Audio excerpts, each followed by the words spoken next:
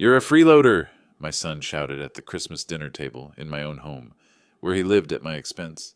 His wife nodded coldly, supporting his betrayal. The guests froze in shock when I calmly replied, "You have until morning to leave." The next day, the police knocked on the door. Before we continue, please subscribe to the channel and write in the comments what time it is where you are now. The front door clicked shut behind me, and Dylan's voice cut through the warm glow of Christmas lights before I'd even removed my coat. "Finally showed up. Thought you got lost in your book sorting again." He sprawled across my leather recliner like he owned it, phone screen reflecting the tree lights as his thumb scrolled endlessly. Didn't even glance up. 8 months of this.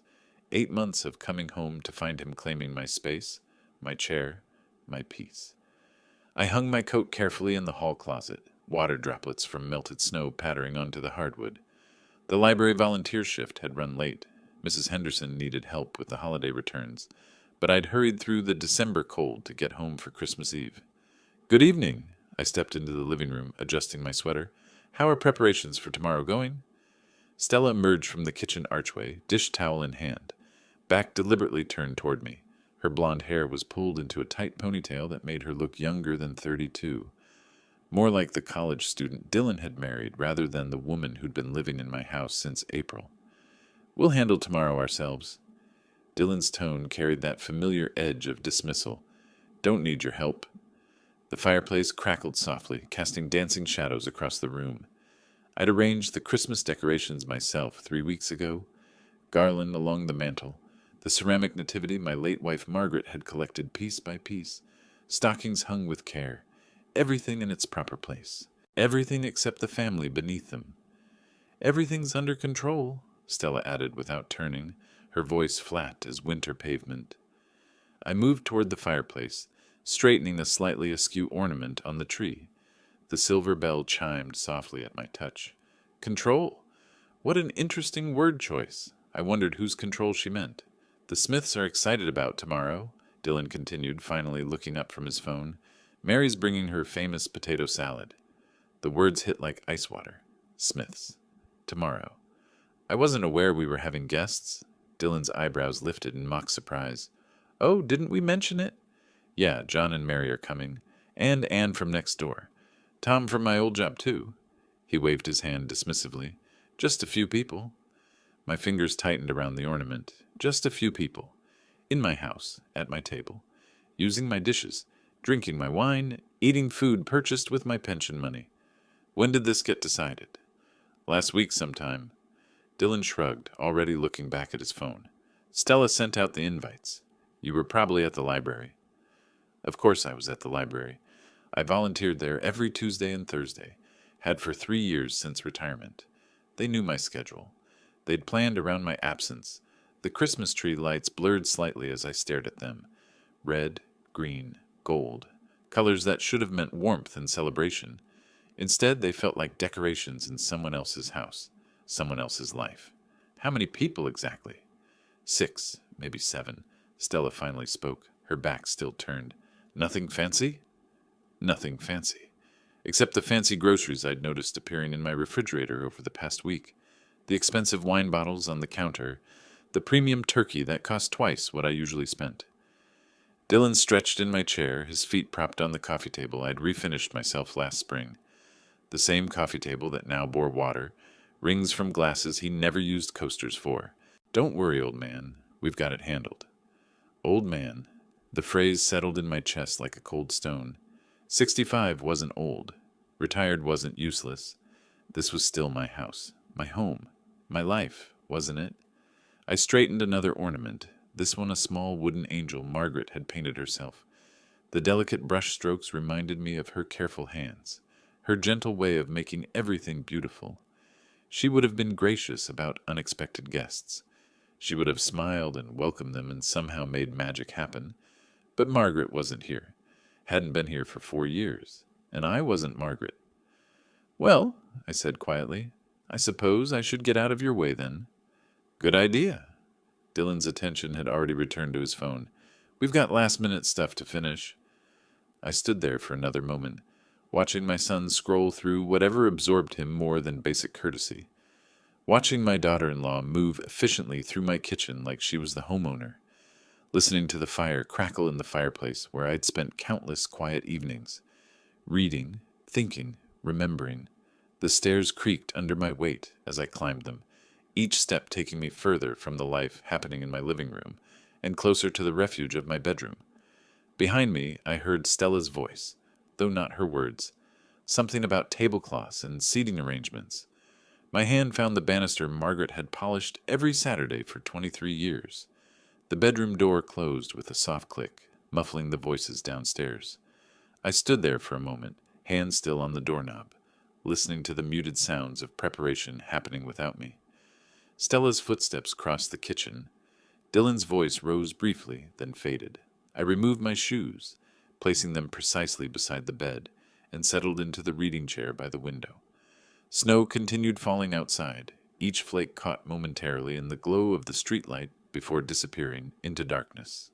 The Johnsons' house across the street blazed with Christmas lights, multicolored strands outlining every window, every doorframe, an inflatable Santa, waving mechanically from their front yard. My desk drawer slid open with the familiar scrape of wood against wood. Inside, beneath retirement papers and utility bills, lay the photo albums I rarely touched anymore. Margaret organizing them had been one of her quiet joys. Everything chronological, labeled, preserved. The first album fell open to our wedding day, Margaret in white lace, radiant despite the courthouse setting we'd chosen for budget reasons. My younger self stood beside her in a borrowed suit, both of us grinning like we'd won the lottery. In a way, we had. I turned the page. Dylan at 6 months, chubby cheeks and bright eyes, reaching for the camera with tiny fists. Margaret had captured every milestone, first steps, first words, first day of school. Dylan building blanket forts in this very room when he was 8. Dylan at graduation, cap slightly askew, diploma held high, pride beaming from every pore. The next photo stopped me cold. Dylan at 25, the year he'd gotten the assistant manager position at the furniture store. He'd called that night, voice electric with excitement. "Dad, I did it. I'm finally getting somewhere." Where had that young man gone? The one who'd worked double shifts, who'd saved for months to buy Stella's engagement ring, who'd spoken about building a life instead of borrowing one. 8 months ago, he'd shown up at my door with 2 suitcases and a sob story about temporary setbacks. "Just for a couple weeks, Dad, until we get back on our feet." The furniture store had laid him off in March. Budget cuts, they'd said. Stella's hours at the salon had been reduced to part-time. They'd maxed out their credit cards, keeping up appearances, that car payment on Dylan's truck, the apartment rent, dinners out 3 times a week because Stella claimed she was too tired to cook. I'd said yes, of course. They were family. You help family. But help was supposed to be a bridge, not a permanent residence. Downstairs, something heavy dropped. Stella's voice carried up, sharp with irritation. Dylan's response was muffled but dismissive. The same tone he'd used with me earlier, the same tone he'd been using for months. I reached for the small notebook I kept in the drawer. Margaret had teased me about my lists, my calculations, my need to track everything. "You engineer the grocery shopping, Jasper," she'd laughed, but the numbers didn't lie. Utility bills, up 37% since April. Grocery costs, doubled. Water usage, tripled. Thanks to Stella's hour-long showers and Dylan's insistence on running the dishwasher daily whether it was full or not. Last week, I'd seen the credit card bill Dylan left on the kitchen counter. $250 at the electronics store. $300 at the mall. While I clipped coupons and bought generic brands to make ends meet, he was purchasing wireless headphones and designer jeans. The notebook pages filled with calculations. 8 months of increased expenses. 8 months of watching my retirement savings dwindle while supporting 2 adults who seemed to have forgotten what responsibility meant. Margaret's photograph smiled at me from the album. She'd always seen the best in Dylan, defended his choices when I worried about his spending habits or his tendency to take shortcuts. "He's finding his way," she'd said. "Everyone finds their way differently." But this wasn't finding a way. This was taking the easy path, the one paved with someone else's sacrifices. A door slammed downstairs. Dylan's voice rose, not quite loud enough to make out words, but clear enough to convey frustration. Stella's response was sharper. I closed the photo album and returned it to the drawer. The notebook went back too, alongside the growing stack of evidence that my generosity had become an enablement, that my son had mistaken kindness for weakness. The bedroom felt smaller somehow, cramped by the weight of realization. My sanctuary had become a retreat, my own home, a place where I hid from people who should have been grateful for my help. Outside, the snow continued falling. The Johnsons' mechanical Santa waved cheerfully at no one in particular. Across the neighborhood, families were finishing their Christmas Eve preparations, gathering around trees, sharing anticipation for morning. I was spending mine calculating the cost of my own kindness. The house grew quieter as the evening wore on, but the quiet felt different now. Not peaceful, expectant, like the pause before a storm. I changed into pajamas, brushed my teeth, completed the small rituals that had anchored my days since Margaret's death. Routine had been my salvation then, the thin thread that held life together when grief threatened to unravel everything. Now routine felt like surrender, a quiet acceptance of being pushed to the margins of my own life. The bed welcomed me with familiar comfort, but sleep felt distant. Downstairs, footsteps crossed the floor. A cabinet door closed. The refrigerator hummed open and shut. Dylan and Stella were still awake, still planning their party. Their celebration, in my house, with my resources, at my expense. Tomorrow would bring guests I hadn't invited, conversations I hadn't chosen, a performance of family happiness while my actual family treated me like a landlord, and not even a respected one. The snow tapped gently against the window, and I listened to it like a countdown. Christmas morning arrived with the sound of clattering pans and running water. I woke naturally, no alarm needed. My internal clock had kept engineer's hours for 40 years. Through the bedroom window, snow covered the yard in pristine white, unmarked except for rabbit tracks near the fence. The hallway was warm as I descended the stairs, heated by kitchen activity below. Stella's voice drifted up, talking to someone on the phone about timing and side dishes. Her tone was animated, more energetic than I'd heard in months. Told them 7 o'clock sharp. Yes, Mary, I know your potato salad needs to chill. Just bring it whenever. I reached the kitchen doorway and stopped. The scene before me looked like preparation for a restaurant opening, not a casual Christmas dinner. Stella stood at the stove, phone pressed between her shoulder and ear, simultaneously basting what appeared to be a 20-pound turkey and stirring something in a large pot. The countertops groaned under an array of dishes I didn't recognize, crystal serving bowls, silver platters, cloth napkins still in their packaging. "Good morning," I said. She glanced over her shoulder, barely pausing in her orchestrated dance between oven and stovetop. "Morning, coffee's fresh." The dining room table, visible through the archway, had been transformed. My simple oak table now wore a cream tablecloth I'd never seen before. Place settings for 8 people gleamed under the chandelier, the good china I'd stored in the attic since Margaret's funeral, apparently retrieved and arranged without my knowledge. 8 people. Not 6 or 7, as Dylan had mentioned. 8. "Stella, how many people did you invite?" Dylan handled the invitations. "Ask him." She didn't turn around this time, focused on arranging what looked like 3 different types of bread in a wicker basket. I counted place settings again. 8 plates, 8 sets of silverware, 8 wine glasses. The centerpiece, an elaborate arrangement of pine boughs, red berries, and gold ribbon, cost more than I typically spent on groceries in a week. It would have been nice to know the exact number.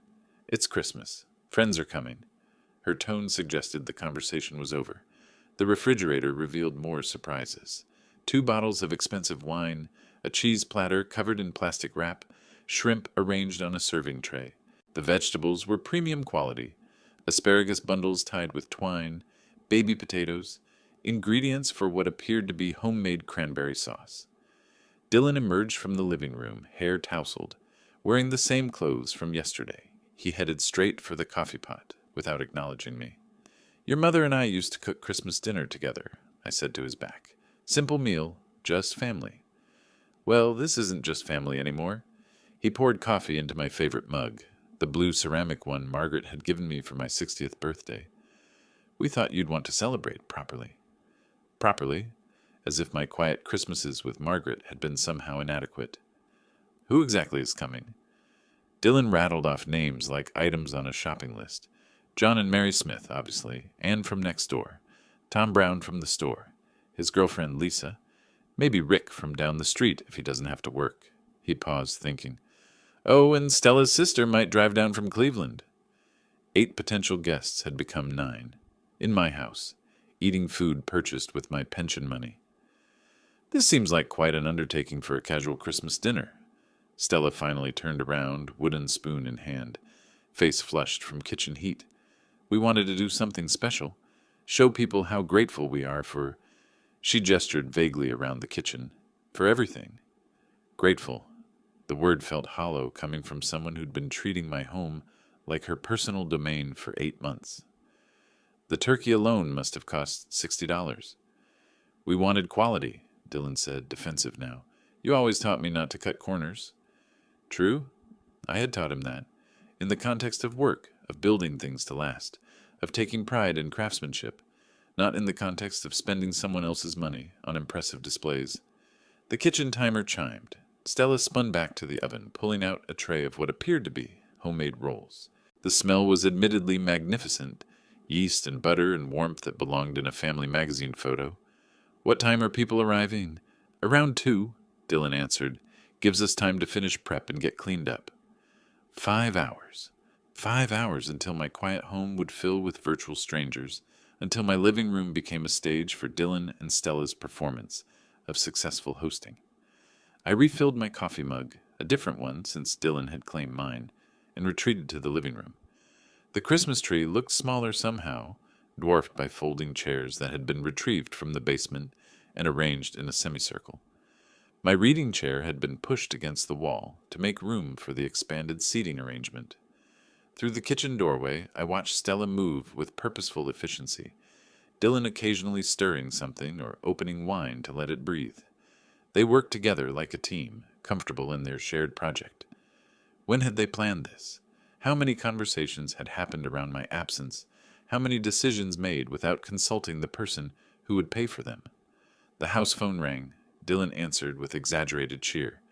Merry Christmas. Yes, everything's on schedule. Can't wait to see you. I sat in my displaced chair, surrounded by evidence of a celebration I hadn't chosen, drinking coffee from a mug that wasn't my favorite, watching my son and daughter-in-law transform my home into their vision of holiday entertainment. The day stretched ahead of me like a performance I'd never auditioned for but was somehow expected to star in.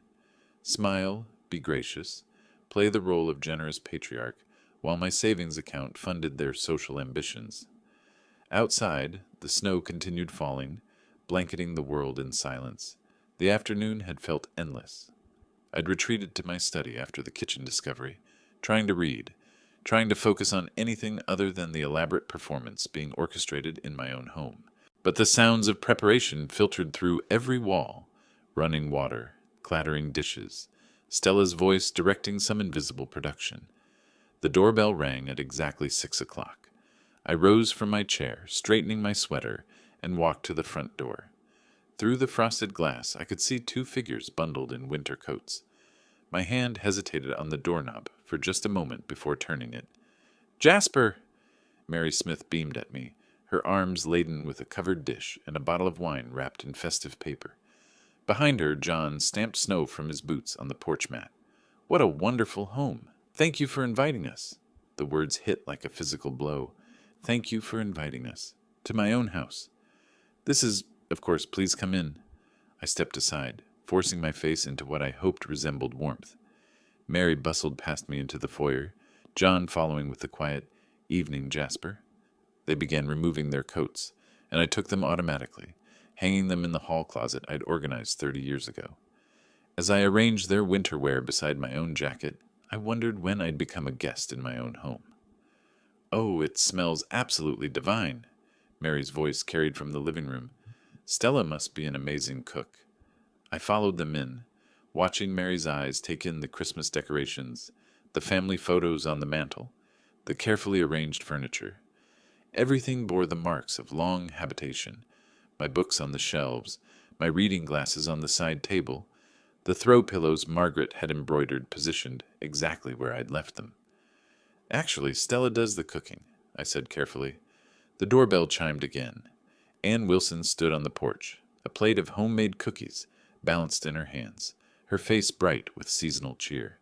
"Merry Christmas, dear." She stepped inside without waiting for invitation, the familiarity of a longtime neighbor. "I brought my sugar cookies. Dylan said they were your favorites."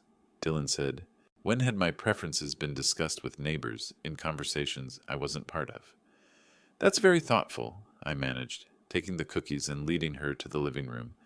The space filled quickly with winter coats and cheerful voices. Tom Brown arrived last, carrying a case of beer and looking around appreciatively. "Dylan, you've got a beautiful place here," he called toward the kitchen, though Dylan was nowhere to be seen. "Thanks for having me." I moved through the room, offering drinks from my own bar cart, knowing instinctively where glasses were kept, which bottle of wine to uncork. Each action marked me as the home's owner, yet the guests' comments painted Dylan as host. "You've decorated so beautifully for Christmas." Mary settled into the sofa, wineglass in hand. "These ornaments look like family heirlooms." "I've always loved the holidays in this house," I replied, the truth slipping out before I could stop it. John looked up from examining the family photos on the mantel. "How long have you and Dylan lived here together?" The question hung in the air like smoke. I felt every eye in the room turn toward me, waiting for an answer that would either maintain Dylan's fiction or expose it. "Well, it's complicated," I said finally. Before anyone could ask for clarification, footsteps thundered down the stairs. Dylan appeared in the living room doorway, freshly showered and dressed in the expensive shirt I'd watched him buy last month, with money he didn't have. "Sorry I'm late getting down here." His voice boomed with artificial cheer. "Hope Dad's been taking good care of you." Dad, not Jasper. Dad, positioning me as the subordinate, the helper, the secondary figure in this gathering. "Jasper's been wonderful," Anne said warmly. "Such a gracious host." Dylan's smile didn't waver, but something flickered behind his eyes. "Well, he certainly knows his way around the house." The comment drew chuckles from guests who didn't understand its barb. Of course I knew my way around the house. It was my house. Tom raised his beer in Dylan's direction. "Great place you've got here, man. Must be nice having so much space." "It has its advantages," Dylan replied, moving to claim the center of the room. "Though it gets expensive, maintaining a place like this." "Expensive? Maintained with whose money, exactly?" Mary noticed my silence. "Jasper, you're awfully quiet. Are you feeling all right?" Before I could answer, Stella's voice cut through the conversation from the kitchen doorway. "Dinner's ready. Everyone come to the table." The announcement created a natural surge of movement.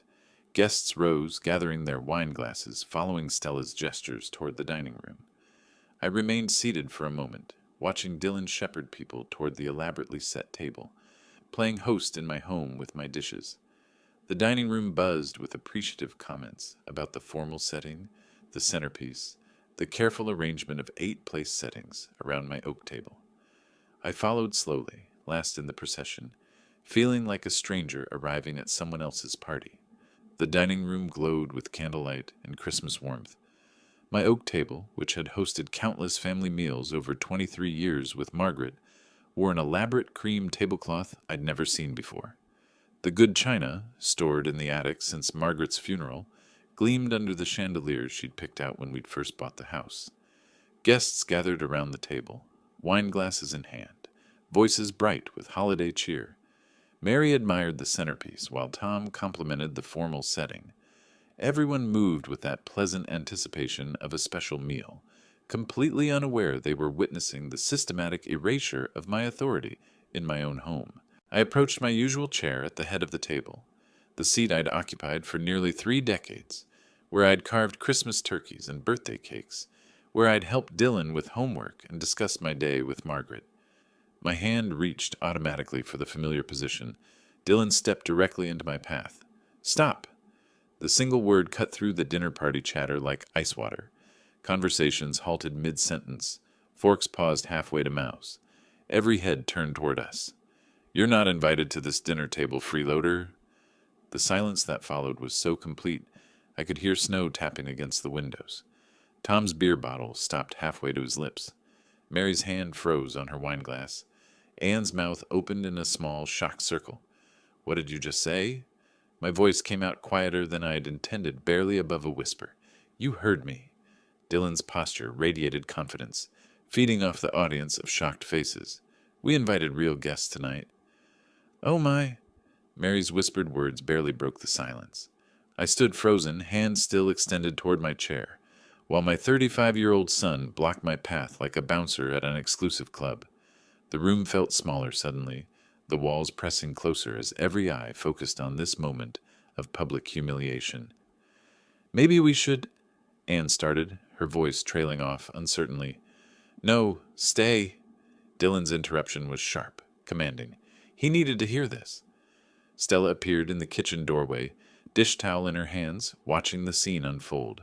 When our eyes met, she gave an almost imperceptible nod, silent support for her husband's public degradation of his father. The Christmas tree lights from the living room cast colored shadows through the archway, red and green and gold dancing across faces frozen in disbelief. The formal table setting, my china, my silverware, my dining room, had become a stage for family warfare. John cleared his throat uncomfortably. "Son, he's your father. A father who doesn't deserve respect." Dylan's voice rose, gaining strength from the shocked attention. "All day long he sits around, does nothing, acts like he owns the place." "Acts like I own the place. Because I do own the place." Tom shifted in his chair, looking toward the front door like he was calculating escape routes. "Maybe we should leave." "Don't leave because of him." Dylan waved dismissively in my direction, treating me like an unwelcome intruder who'd crashed his party. "This is our dinner party." "Our dinner party? In my house, with my dishes, purchased with my pension money." Mary reached toward Dylan's arm, her maternal instincts kicking in. "Dylan, please, maybe we shouldn't. It's Christmas." "No." His response was sharp enough to make her flinch. "He needs to know his place. All day long he sits around, does nothing. Does nothing. While I volunteer at the library, maintain the house, pay the bills, and subsidize their lifestyle with my retirement savings." The candles flickered in their crystal holders. Margaret's candles from Margaret's holders on Margaret's table. She would have been horrified by this public spectacle, this violation of everything she'd taught Dylan about respect and family. "Dylan!" Anne's voice carried the weight of motherly disappointment. "This is making everyone uncomfortable. He's made me uncomfortable for months." Dylan's gestures became more animated, feeding off the tension in the room. "Living here like he owns the place." "Living here like I own the place." The irony was so complete it almost made me laugh. Almost. The silence stretched between us, thick with shock and embarrassment. Around the table, my guests, no, Dylan's guests, sat frozen, trapped witnesses to a family meltdown they'd never expected when they'd accepted invitations to Christmas dinner. Stella moved slightly in the doorway, still watching, still silent, still supporting her husband's performance through passive presence. I remained standing beside my displaced chair, every eye in the room focused on me, waiting for my response. The moment hung in the air like suspended breath, pregnant with possibility. The only sound was snow continuing to tap against windows, and the soft hiss of candles burning down. The silence stretched until it became unbearable. I could feel 8 pairs of eyes watching me, waiting for my reaction to my son's public humiliation. Dylan stood beside my chair like a guard, chest puffed with artificial authority, feeding off the shocked attention of his audience. Mary reached across the table toward Dylan, her voice gentle but firm. "Dylan, please, maybe we shouldn't. It's Christmas." He jerked his arm away from her touch. "No. He needs to know his place. All day long he sits around, does nothing." John pushed back slightly from the table, his diplomatic instincts engaging. "Son, he's your father." "A father who doesn't deserve respect?" Dylan's voice carried across the dining room, bouncing off walls that had heard 40 years of family conversations, but never anything like this. "Living here like he owns the place." Anne shifted uncomfortably in her chair, her motherly features creased with concern. "This is making everyone uncomfortable." "He's made me uncomfortable for months." Dylan spun toward the guests, treating them like a jury he needed to convince. Every day I come home and there he is, sitting in my living room, reading my books, watching my television. My living room, my books, my television. Each possessive pronoun was like a physical blow. Tom Brown set down his beer bottle with deliberate care, the small sound echoing in the tense silence. Maybe we should leave. Don't leave because of him. Dylan's voice cracked with desperation now, as if he sensed his performance wasn't convincing his audience. This is our dinner party, our house, our life. But Mary wasn't buying it. Her eyes moved from Dylan to me, taking in my careful posture, my familiarity with the space, the way I naturally knew where everything belonged. Jasper, she said quietly, whose house is this? The question hung in the air like a sword. Dylan's face flushed red. We all live here together. It's complicated. No, Mary said, her voice gaining strength. It's not complicated. Whose name is on the deed? That doesn't matter, Dylan stammered, his confident facade cracking. John stood slowly, his height giving him authority in the suddenly charged room. Dylan, you called your father a freeloader, in what appears to be his own home, at Christmas dinner. You don't understand. Dylan's voice rose to near shouting. He acts like some generous patriarch, but he controls everything. Every penny, every decision, every moment of our lives. Controls everything. While he and Stella spent my money on designer clothes and elaborate dinner parties. Anne's voice cut through Dylan's mounting hysteria. How long have you been living here? We're not. Dylan looked wildly between his guests, realizing his carefully constructed narrative was collapsing. 8 months, but it was supposed to be temporary. 8 months, Tom repeated slowly. Rent-free? Stella finally spoke from the doorway, her voice barely above a whisper. We're getting back on our feet. On whose feet? Mary's question was surgical in its precision. Who pays the mortgage? The utilities? The food for this dinner? The questions came like arrows, each one finding its mark. Dylan's face cycled through emotions, anger, embarrassment, desperation, rage. He looked around the table at faces that had started the evening friendly and were now filled with dawning understanding. You all don't understand, he exploded. It's not that simple. Life is complicated. What's complicated, John said quietly, is disrespecting your father, in his own home, in front of guests he didn't invite. Dylan's performance was unraveling, thread by thread. The authority he'd tried to project through volume and aggression was being demolished by simple questions and quiet observations. He's controlling. He makes us feel like children. You're acting like children, Anne said, her grandmother's voice carrying the weight of decades watching family dynamics. Grown adults should pay their own way. The words hit Dylan like physical blows, his face contorted with fury, the mask of successful host completely abandoned now. Don't you lecture me. You don't know what it's like. I know what respect looks like, Mary said firmly, and this isn't it. Dylan whirled toward me, his finger pointed like a weapon. Look at him, just standing there, acting like the victim. I remained still, letting his words hang in the air, letting the guests see exactly who was creating this scene, who was destroying Christmas dinner with accusations and rage. The contrast was stark. Dylan's mounting hysteria against my controlled silence, his desperate justifications against my dignified stillness. The dining room had become a courtroom, and the jury was reaching its verdict. The dining room held its breath.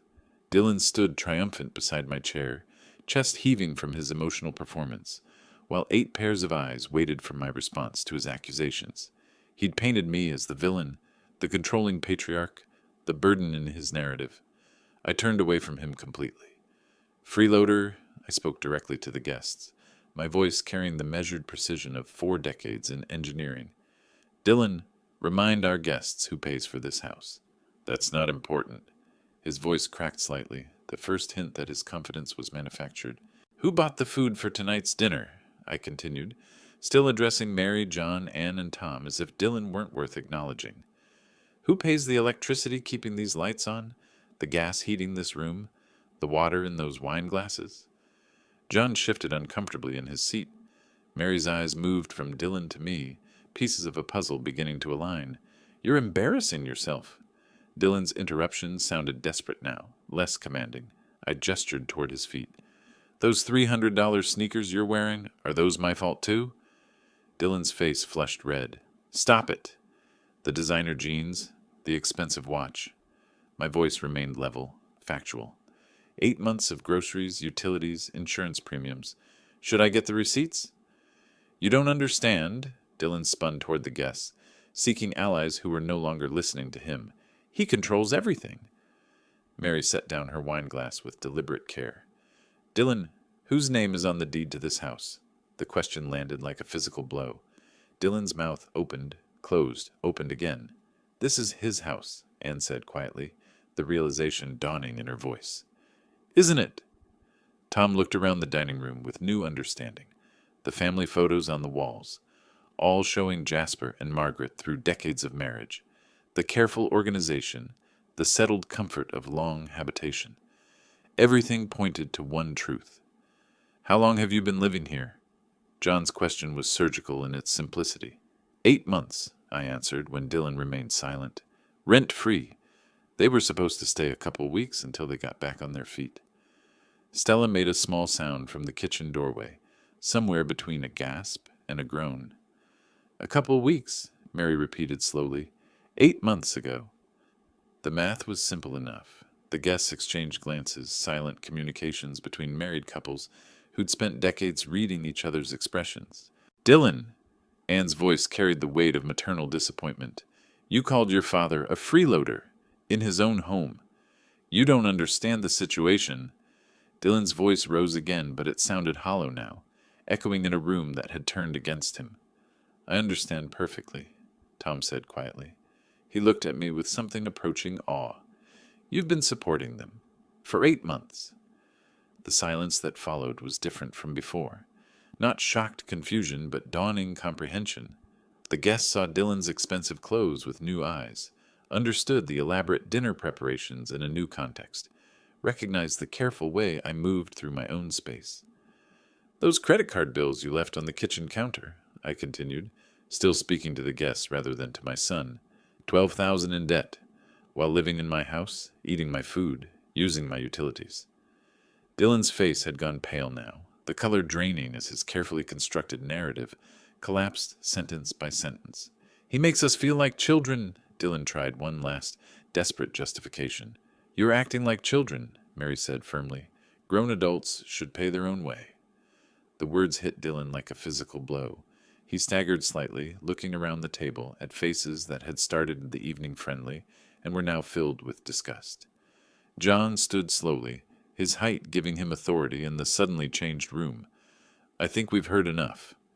The dining room that had begun the evening as a stage for Dylan's performance of successful hosting had become a courtroom, and the jury had reached its verdict. Dylan looked wildly between his guests, seeking support that was no longer there, understanding that his humiliation was now complete and public. This isn't over, he whispered, but the words carried no weight in a room that had already dismissed him. Dylan's whispered threat hung in the air for exactly 3 heartbeats before he exploded. His chair scraped violently against the hardwood as he shot to his feet, the sound like fingernails on a chalkboard. His fists slammed into the oak table, making dishes jump and wine glasses tremble. Enough! The word erupted from him with such force that Anne flinched backward. Mary's hand flew to her chest. Tom half rose from his seat, protective instincts engaging. Go to your room, right now. The command was meant to humiliate me in front of the guests, to reassert dominance through volume and aggression. Dylan pointed toward the staircase like a parent disciplining a disobedient child. I remained perfectly still. The contrast was stark in the candlelit dining room, Dylan's face red with rage, gesturing wildly while I stood calm and unmoved beside the chair he'd blocked me from. The guests sat frozen, witnessing something that went beyond family disagreement, into the realm of public breakdown. John cleared his throat. Dylan, maybe you should... No! Dylan whirled toward him, eyes wild. You don't understand. I'm the one in charge here. This is my house. But the words sounded hollow now, desperate. Everyone in the room knew the truth. Dylan! Mary's voice was soft, concerned. Please sit down. I won't sit down in my own dining room. He began pacing behind the chairs like a caged animal, hands clenched into fists. He sits there acting innocent, but he controls every penny, every decision, every moment of our lives. Stella moved slightly in the kitchen doorway, torn between loyalty and horror at her husband's public meltdown. He needs to learn respect, Dylan's voice cracked on the last word. Go upstairs. Now. The silence that followed was profound. 8 people holding their breath, waiting to see how this moment would resolve. I waited until the echo of his shouting faded completely before I spoke. You have until morning to move out. My voice was quiet, measured, final. No anger, no emotion, just simple statement of fact. The words hit Dylan like a physical blow. His mouth fell open. The pacing stopped. What? The question came out strangled. We're not going anywhere. You have until morning. You can't make us leave. I turned to face him directly for the first time since his outburst began. This is my house. The simplicity of the statement was devastating. No arguments, no justifications, no negotiations, just truth. Dylan's face cycled through emotions: shock, rage, disbelief, panic. You can't. We don't have anywhere. It's Christmas. You should have thought of that before you called me a freeloader at my own dinner table. The guests sat transfixed, watching the complete destruction of Dylan's world in real time. Tom reached for his wife's hand under the table. Mary covered her mouth with her fingers. Anne looked like she might cry. Please! Dylan's voice broke completely. Dad, please, we can talk about this. But I was already moving toward the staircase, my decision made and communicated. The dining room that had been a battlefield minutes earlier now felt like a courtroom after sentencing. Until morning, I repeated without looking back. Behind me, the silence stretched like a held breath, broken only by the soft sound of my footsteps on the stairs, and someone, maybe Stella, beginning to cry.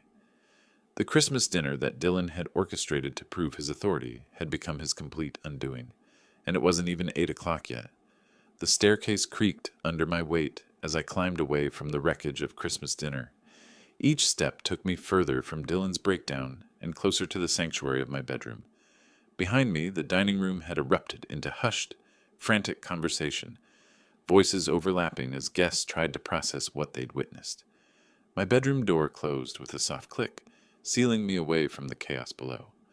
I stood for a moment with my back against the door, listening to the muffled sounds filtering up through the floor. Dylan's voice, high and panicked, Stella crying, the scrape of chairs as people moved. I removed my dinner jacket, hanging it carefully in the closet beside suits I'd worn to Margaret's funeral, to Dylan's graduation, to retirement parties and birthday celebrations. The ritual of putting away formal clothes felt symbolic, somehow, shedding the costume of a performance I'd never auditioned for. The chair by the window welcomed me like an old friend. From here, I could see the driveway, the street, the normal Christmas lights twinkling in neighbors' windows. The world outside continued its holiday celebration, oblivious to the family drama that had just imploded in my dining room. Car doors slammed in the driveway. Engines started. One by one, the guests were fleeing the disaster Dylan had created. I watched headlights sweep across the snow as Tom's car backed out, followed by John and Mary's sedan. Anne's porch light flickered on across the street as she hurried home, probably eager to distance herself from the evening's ugliness. The house grew quieter as the exodus continued. Downstairs, voices rose and fell, Dylan and Stella having what sounded like an argument.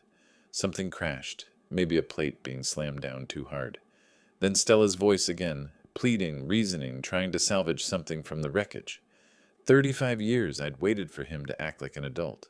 35 years of watching him take shortcuts, make excuses, expect others to clean up his messes. Margaret had always believed he'd eventually mature, find his way. Give him time, she'd said. He'll figure it out. But time had run out. 8 months of supporting him financially while he treated me like an intruder in my own home.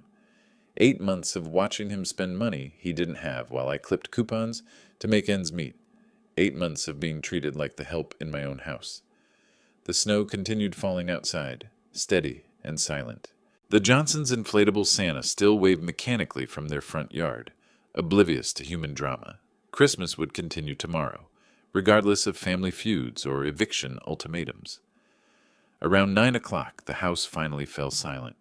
No more arguing, no more crying, no more sounds of frantic activity. Either Dylan and Stella had exhausted themselves, or they'd retreated to the guest room to plan their next move. I settled deeper into my chair, feeling something I hadn't experienced in months: peace. The familiar comfort of my own space, my own thoughts, my own decisions without interference or judgment. Tomorrow would bring consequences. Dylan would test the ultimatum, probably believing I didn't have the resolve to follow through. He'd learned tonight that his public humiliation tactics had backfired spectacularly, but desperation might drive him to try other approaches. Let him try. I'd spent 40 years solving engineering problems, analyzing systems, finding solutions. Dylan had become a problem with a clear solution: removal. The bedroom clock ticked past 10. Outside, the neighborhood had settled into Christmas night quiet. Porch lights dimmed, windows glowing softly with tree lights and family warmth. Normal families finishing normal celebrations. I'd have a normal Christmas again, starting tomorrow. The house creaked softly around me, settling into winter silence. Whatever sounds came from downstairs now were too faint to reach my sanctuary. For the first time in 8 months, I felt like I was home.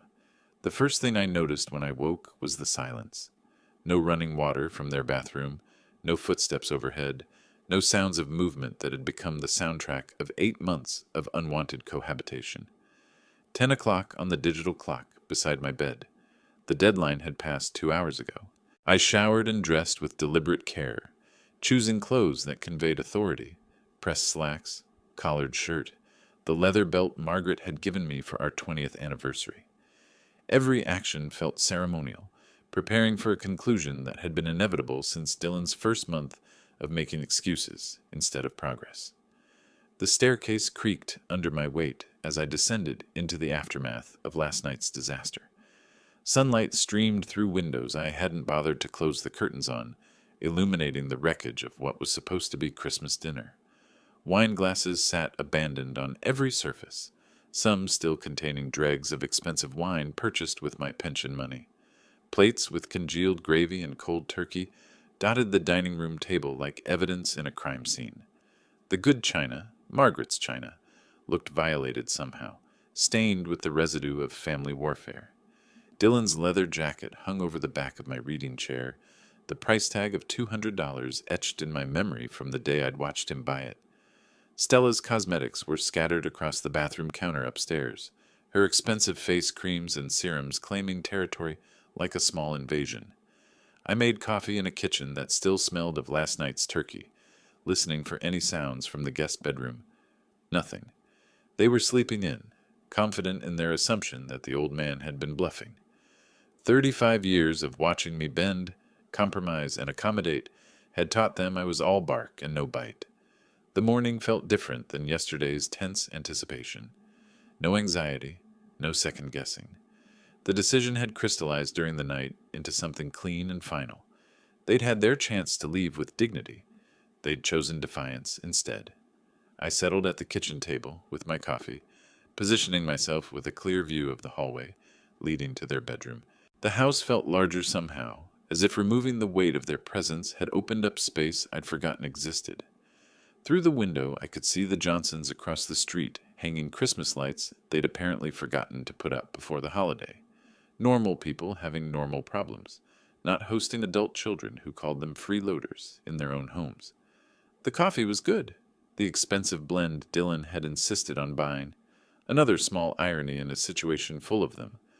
I'd drink the rest of it after they were gone. A small victory toast with ingredients purchased using my generosity and thrown back in my face. Clock hands moved with mechanical precision toward 11. Still no sounds from upstairs. Still no acknowledgement that they'd missed the deadline. Still no signs of packing or preparation. Their silence was its own form of communication, a bet that I lacked the resolve to follow through on my ultimatum.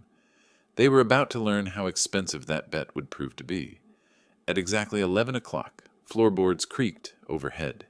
The sound of feet hitting the floor, muffled conversation, the toilet flushing.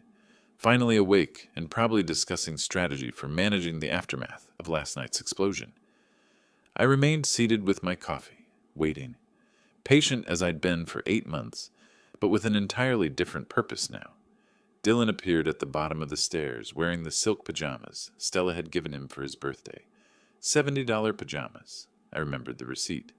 His hair was disheveled, but his posture carried the casual confidence of someone who believed the storm had passed. "Morning, Dad." He padded into the kitchen, bare feet slapping against tiles I'd installed myself 15 years ago. "Coffee smells good." I watched him pour a cup using the mug Margaret had painted in her ceramics class, the one with "World's Best Husband" in her careful script. Another small violation in a series of violations. "Sleep well?" I asked. "Eventually?" He leaned against the counter, affecting the pose of someone who belonged there. "Last night got pretty heated. You know how holidays can be. Everyone's stressed, emotions running high." The dismissal was practiced, polished, reduced the previous evening's public humiliation to holiday stress, family tensions, nothing more serious than a disagreement over football teams or dinner timing. "Pretty heated," I repeated. "Exactly. But it's Christmas morning. Well, the day after Christmas." He gestured with his mug toward the living room, where wrapping paper from gifts they'd bought with my money still littered the floor. "Time to move past it, you know? Family's family. Family's family." The phrase that had covered 8 months of financial exploitation and emotional manipulation. "So everything's fine now?" I asked. "Of course it's fine." Dylan settled into the chair across from me, comfortable in his assumption that yesterday's consequences had evaporated with dawn's light. "We had a fight. Happens to everyone. Everything's fine now." I took a sip of coffee, studying his face over the rim. Confident, relaxed, already planning how to smooth over the damage with his friends who'd witnessed his meltdown. The art of making problems disappear through charm and selective memory. "Fine will be when you've moved out." The words dropped into the kitchen like stones into still water. Dylan's confident expression flickered, just for a moment, before reassembling itself. "Dad, come on. You can't be serious about that deadline nonsense." "I'm completely serious." He laughed, the sound forced and hollow. "It's been what, 14 hours? You expect us to pack up our entire lives and find a new place overnight?" "I expected you to start packing last night." "Where exactly are we supposed to go? It's the day after Christmas. Nothing's open, nowhere to look for apartments." His tone shifted toward the reasonable, the practical. "Be realistic here." I stood, carrying my empty mug to the sink, and turned to face him. "You had 8 months to make other arrangements." "We've been trying. You know we've been looking." The lie came smoothly, practiced. "The job market is tight. Rental prices are insane. We need more time." "You've had time." Dylan's facade began to crack around the edges. "So what are you going to do if we don't leave? What's your big plan?" I reached for the phone hanging on the kitchen wall, the same spot where it had hung for 20 years. Dylan's eyes followed the movement, his confident posture shifting slightly. "You'll see." "Dad, this is ridiculous. You can't make us leave." His voice rose, the reasonable mask slipping to reveal the panic underneath. "We're family." My hand closed around the phone receiver. Dylan stared at me, finally beginning to understand that his practiced manipulations weren't working, that the old patterns of guilt and obligation had been permanently broken. "Stop," he said quietly. "Just stop and think about this." But I'd been thinking about it for 8 months. I'd been thinking about it all night. The time for thinking was over. The police arrived in exactly 23 minutes, faster response time than I'd expected for a civil matter. 2 officers, one younger with close-cropped hair, one older with the patient demeanor of someone who'd handled domestic disputes for decades. "Sir, we received a call about a property dispute." The older officer stood on my front porch, notepad ready, professional but not unfriendly. "Yes, officer. I need assistance removing unauthorized occupants from my home." I held out the folder I'd prepared. Deed, mortgage statements, utility bills, all in my name. "These individuals have been living here without lease or rental agreement and have refused to leave when asked." Dylan appeared behind me in the hallway, still in those expensive pajamas, his face pale with disbelief. "Officer, this is crazy. This is my father. We had a family argument."